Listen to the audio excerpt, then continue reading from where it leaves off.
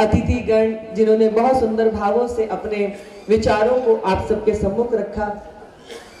कल्याणी जिसको सुंदर नाम दिया, ऐसे हमारे सुंदर यहाँ पर अभिनव न्यास जो सुंदर कार्य कर रहा है, उनके सभी कार्यकर्ताओं को भी बहुत बहुत साधुवाद वंदन है।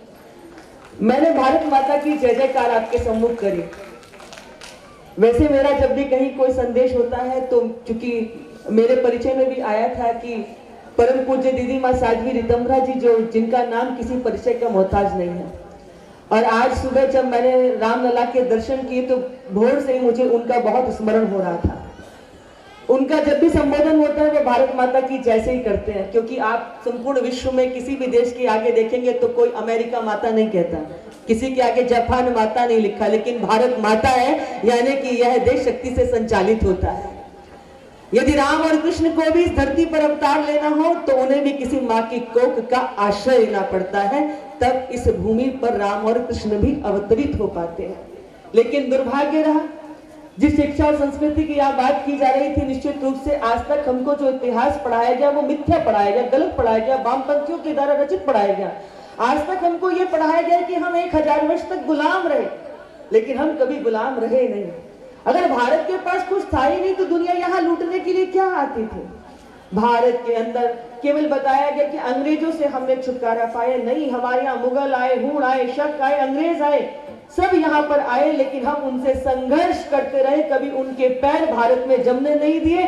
कहीं उत्तर में संघर्ष होता तो कभी पूर्व में होता था, कभी पश्चिम में होता था, लेकिन भारत सदैव संघर्षशील रहा, कभी गुलाम नहीं रहा गया। और आज तक हमको हम गुलाम रहे, गुलाम रहे, गुलाम रहे, हमको पढ़ाया गया, हम कभी गुलाम नहीं रहे। आज चूंकि रामलला की भूमि पर हूं, 500 वर्ष के अथक संघर्ष के बाद ये रामलला की भूमि मिली और यहाँ मातृ शक्ति की ही चर्चा हो रही है, नारी की ही चर्चा हो रही है, और नारी शक्ति ही यहाँ पे मेरे सम्मुख बैठी हुई है। मेरे गुरुदेव परम पूज्य दीदी माँ साध्वी रितंभरा जी, जिनसे मुझे दीक्षा प्राप्त हुई, इस देश के अंदर हिंदू कहना सांप्रदायिक शब्द था।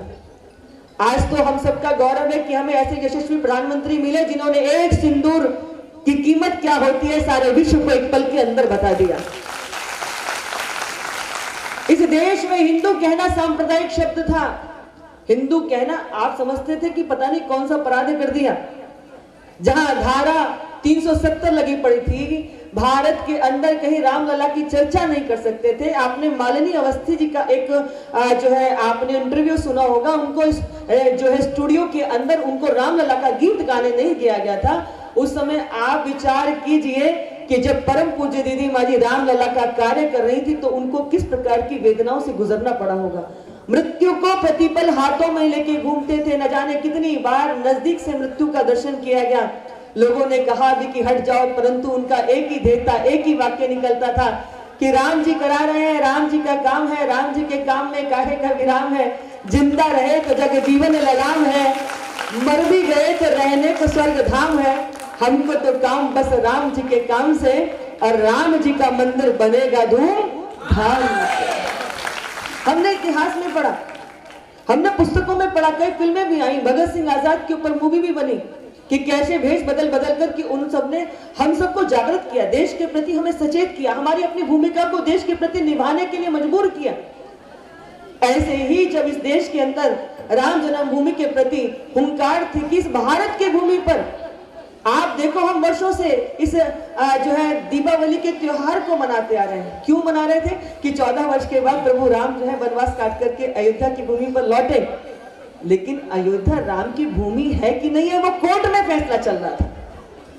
इससे बड़ा दुनिया के अंदर आपको ऐसा कहीं कोई विषय मिल सकता है कि हम वर्षों से छुट्टियां पा रहे हैं, लेकिन अयोध्या रामलला की नहीं तो किसकी है? आपका इतिहास भी बताता है कि बाबर जो था वो विदेशी था, अफगान का आक्रांता था जो आया था। तो ये बताओ, एक अफगान से आए हुए आक्रांता की अयोध्या कैसे हो सकती है? ये आपको इतिहास में पढ़ा, जो वामपंथियों के द्वारा लिखा गया है, लेकिन उसके बाद भी भारत की भूमि पर हिंदुओं को संघर्ष करना पड़ता है। इससे बड़ा विभत्स दृश्य हो सकता है, पर ये क्यों था, क्यों है? और आज भी ऐसा ही है। कारण क्योंकि हम सब केवल